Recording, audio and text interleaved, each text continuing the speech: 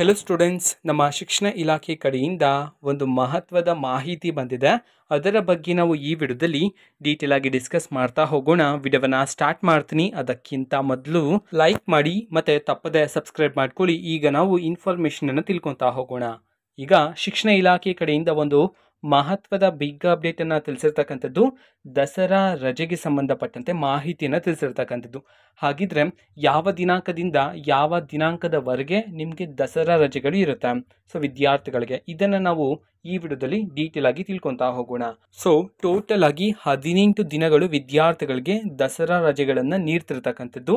ಓಕೆನಾ. ಸೊ 2024 ಮತ್ತು 25ನೇ ಸಾಲಿನಲ್ಲಿ ಓದ್ತಿರ್ತಕ್ಕಂಥ ವಿದ್ಯಾರ್ಥಿಗಳಿಗೆ 18 ದಿನಗಳ ಕಾಲ ರಜೆಯನ್ನು ನೀಡಿರ್ತಕ್ಕಂಥದ್ದು ದಸರಾ ರಜೆಗೆ ಸಂಬಂಧಪಟ್ಟಂತೆ. ಯಾವ ದಿನಾಂಕದಿಂದ ದಸರಾ ರಜೆಗಳು ಸ್ಟಾರ್ಟ್ ಆಗ್ತಿದೆ ಆ್ಯಂಡ್ ಯಾವ ದಿನಕ್ಕೆ ಎಂಡ್ ಆಗ್ತಿದೆ ಇದನ್ನ ನಾವು ಮೇನ್ ಆಗಿ ತಿಳ್ಕೊತಾ ಹೋಗೋಣ. ಸೊ ದಸರಾ ರಜೆಗಳು ಸ್ಟಾರ್ಟ್ ಆಗ್ತಕ್ಕಂಥದ್ದು ಅಕ್ಟೋಬರ್ 3ನೇ ತಾರೀಕಿನಂದು ಆ್ಯಂಡ್ ಎಂಡ್ ಆಗ್ತಕ್ಕಂಥದ್ದು ಅಕ್ಟೋಬರ್ 20ನೇ ತಾರೀಕಿನಂದು. ಅಕ್ಟೋಬರ್ 3ನೇ ತಾರೀಕಿನಿಂದ ಅಕ್ಟೋಬರ್ 20ನೇ ತಾರೀಕಿನವರೆಗೂ ಸಹ ನಿಮಗೆ ರಜಾ ಇರುತ್ತೆ, ದಸರಾ ರಜೆ ಇರುತ್ತೆ.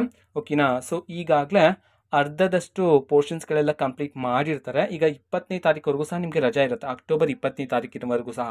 ಅಕ್ಟೋಬರ್ 21ರಿಂದ ವಿದ್ಯಾರ್ಥಿಗಳಿಗೆ ಪಾರ್ಟ್ 2 ಸಿಲೆಬಸ್ನೆಲ್ಲ ಸ್ಟಾರ್ಟ್ ಮಾಡಲಾಗುತ್ತೆ ಅಂತ ಹೇಳಿ ನಮ್ಮ ಶಿಕ್ಷಣ ಇಲಾಖೆ ಕಡೆಯಿಂದ ಮಾಹಿತಿಯನ್ನು ತಿಳಿಸಿರ್ತಕ್ಕಂಥದ್ದು.